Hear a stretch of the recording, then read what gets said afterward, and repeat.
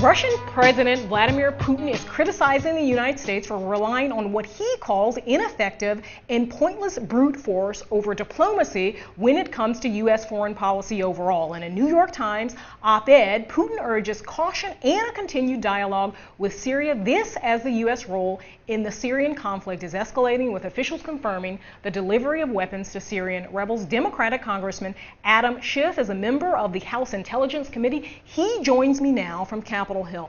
Thank you so much, sir, for joining me today. Very much a developing story. And the most recent reports are that Assad has said that he will, in fact, give up his chemical weapons and have them under international control. What is your reaction to that?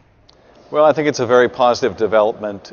We have a key humanitarian interest in making sure that these chemical weapons are never used again by the Assad regime against his own people. But we also have a core national security interest in making sure that those chemical stockpiles don't get in the wrong hands. And when the Assad regime falls, it's entirely possible, and the chaos, if that collapse is too precipitous, that those weapons could get in the hands of al-Qaeda, al-Nusra, Hezbollah.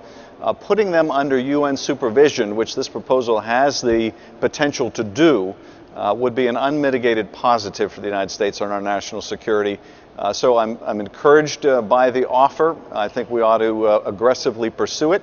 It may have been something put forward by the Russians to delay or to divide, but regardless, I think we would be wise to put a very serious effort behind making this happen. So I'm encouraged by these developments. You said that this whole idea of the Assad regime actually falling, does this, in fact, if he gives up his the chemical weapons, puts them under international control, would this in fact strengthen him? I mean, that's one argument that's being made, that the spotlight goes away from Assad, who has been involved in this civil war that has killed 100,000 people over these last 2.5 years.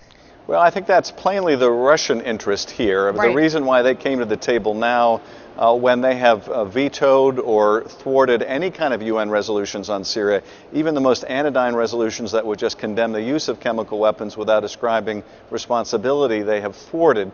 So why is Russia coming to the table now? Well, I think in part it's the credible threat of force. In part, though, it is to try to preserve the Assad regime.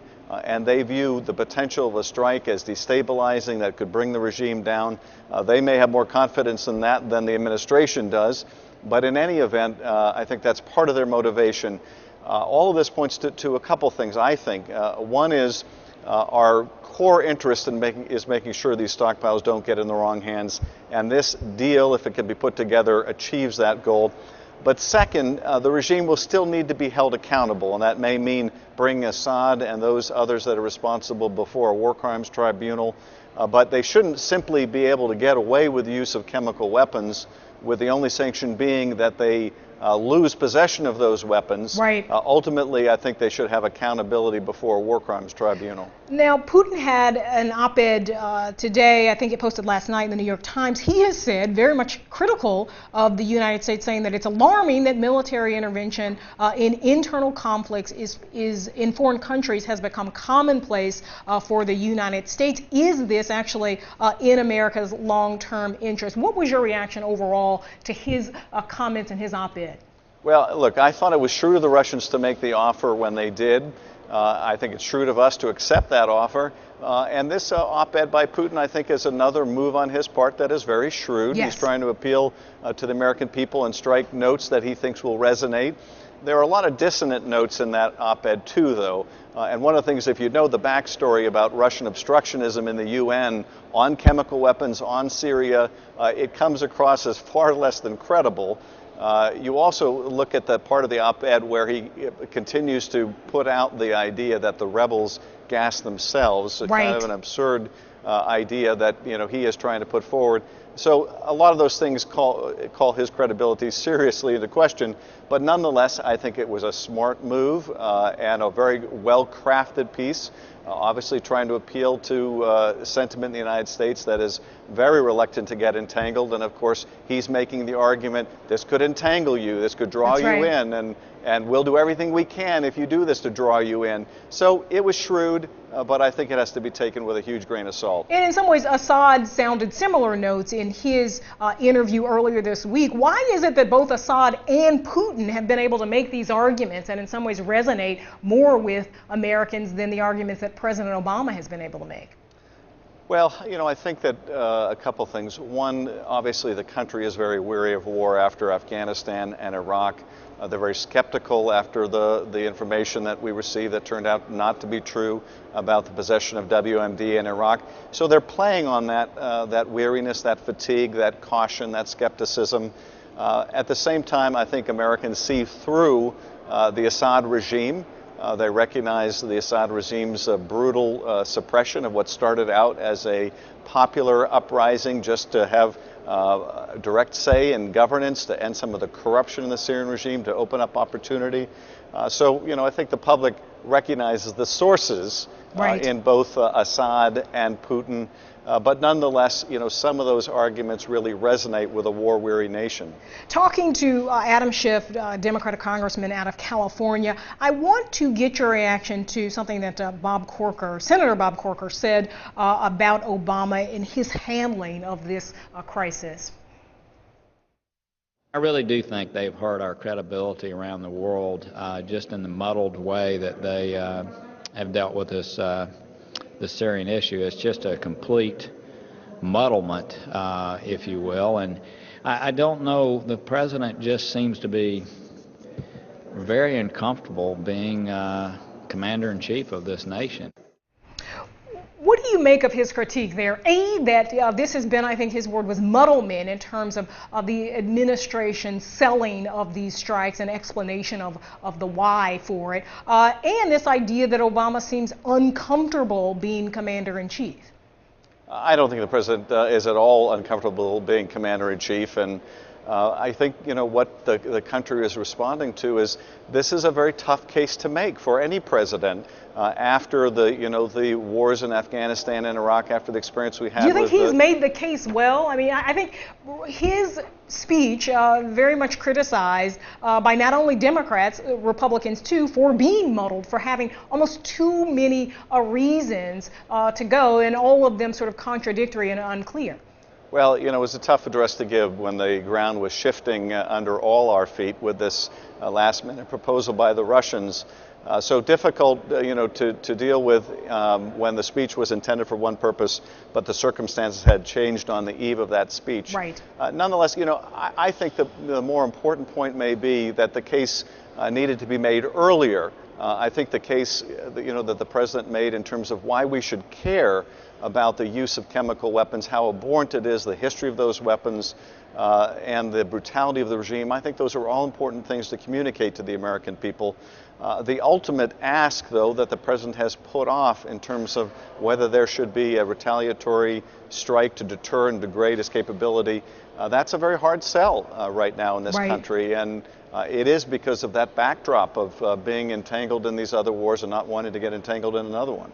The CIA, we're getting reports here that they have armed the rebels. These were sort of pledges made to the rebels months ago. They're finally being delivered. Just talked to David Ignatius, who talked to some rebels. They are responding very favorably to these shipments and to being trained by the CIA. Is this a good idea that we are putting arms into the hands of these rebels? I don't think it is a good idea, and I've been opposed to this idea of arming the rebels from the beginning. Precisely because of the concern that many have that this will draw us in, that if we provide a small amount of arms to the rebels, it isn't going to be sufficient to change the balance on the battlefield. And you know what's going to happen? They're going to call for more weapons. So we'll provide more weapons. And when that's not enough, they'll ask for more sophisticated anti-tank, anti-aircraft weapons. And if that's not enough, then we get drawn in further. Then we are really in a proxy fight. And that's the concern I have. It takes our focus off our key national security interest, and that is in keeping those chemical stockpiles out of the wrong hands, and gets us fully engaged in the civil war or leads us down that path. So I don't think it's the direction we want to go in, and I've been resistant to this from the beginning. I think the best course for us right now is to pursue this UN control, supervision, and destruction of the chemical weapons, and through that process, hopefully begin a dialogue that leads to a negotiated end of the conflict. But I don't think that we want to get in the business of arming the rebels and Who to are that the rebels? degree entangling us in the conflict. Do you have a sense of that, who these rebels are?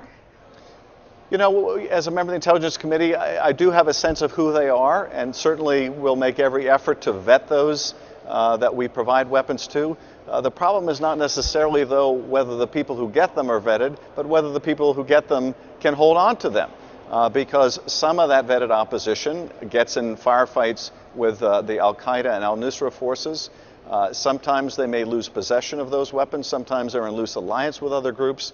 And there's simply no way to expect that those weapons are going to remain in the hands of the vetted opposition. We have to assume that a certain proportion are going to get into the wrong hands. In this deal that looks to be on the table now, Assad saying that he would give up his chemical weapons, put them under international control, is that actually logistically possible? We're talking about something like 1,000 tons of chemical weapons. Likely they have been dispersed under the threat of war at this point. What's your sense of that?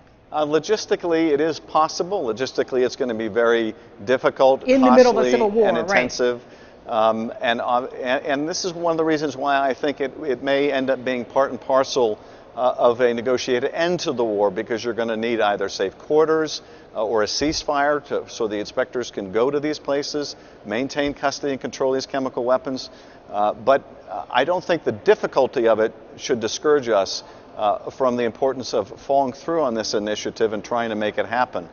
It may not be 100% successful, but then what is the alternative? The alternative is that all of these stockpiles not only may ultimately be utilized by the regime, or they may fall into the hands of others who will use them as well. And compared to those two scenarios, UN control, even in as difficult as a situation as this, is infinitely preferable to the alternatives. Is it your sense that Obama actually tried diplomacy first? It seems like if you look at sort of the TikTok of this, this administration sort of backed their way into this diplomatic solution that Putin offered up. Secretary of State John Kerry seemingly made a gaffe that became reality. I mean, what's your sense of that? Did they really try diplomacy first? Well, they did try diplomacy first, and you have to go back to see all of the action that has been tried at the UN to get a sense of just what's been tried. As I mentioned earlier, even the most innocuous resolutions on the use of chemical weapons in Syria have been shut down by the Russians. So the Russians have been very late to the party, and that's one of the things that kind of grabs you about this Putin column. Is here's the president of a country that has been resistant to any kind of UN action or sanction against those that are using chemical weapons in Syria. So we have been trying. We haven't found any receptivity with the Russians, very little help from the Chinese, and none from the Syrians. And that changed just in the last few days. So yes, I think the way this came about at the end of the day with Secretary Kerry's remarks and the aside between Putin and Obama during the summit, the G20, that was very last minute. But that shouldn't obscure the fact that really for months and years, the United States has been trying to work with the international community for a diplomatic resolution, not just to the chemical weapon use, but to the whole civil war itself. Congressman Schiff, thank you so much for talking to me today and taking time out. Take good care. Thank you. Thanks to my guest, Congressman Adam Schiff. We will keep the conversation going on Twitter @Background and @NiaWapo. Use that hashtag postback. See you right back here tomorrow, where we will have a very, very special, awesome guest, LeVar Burton from Reading Rainbow and Roots and Star Trek. Thanks so much for tuning in.